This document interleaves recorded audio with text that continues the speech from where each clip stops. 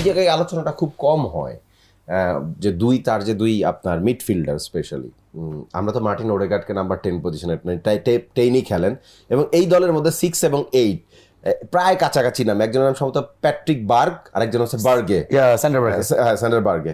তো এই দুটা প্লেয়ার মানে স্পেশালি আমি বার্গের কথা আলাদা করে বলবো যে গোটা ম্যাচে তারও ইম্প্যাক্ট ছিল, মাঠটাকে খুব ভালোভাবে কন্ট্রোল করেছেন।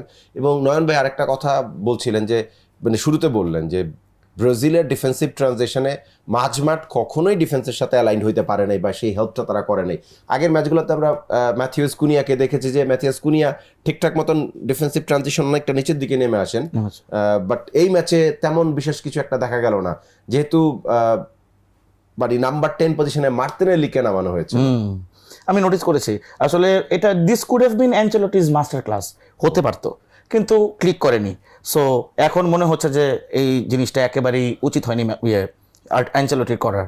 আসলে মার্টিনেলি তো ওই পজিশনে খেলার প্লেয়ার না, he never played in that kind of position. Okay centre forward আর নাহলে লেফট উইং, এই পজিশনগুলো ওর প্রেফার্ড পজিশন।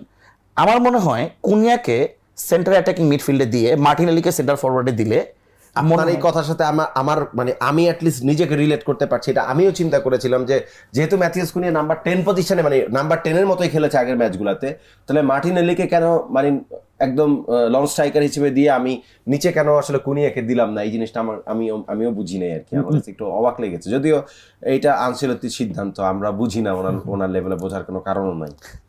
না আসলে আমি তো আর্সেনাল ফ্যান, সো আমি আসলে মার্টিনেলির প্রোগ্রেস তো আপনার স্টার্টারই না, আপনি তো গেম টাইমই খুব কম পায় বদলি নামে। কিন্তু মার্টিনেলির ক্যারিয়ারের শুরুর যে টাইমটা, ওই টাইম থেকে আমি ওর প্রোগ্রেসটা দেখেছিলাম।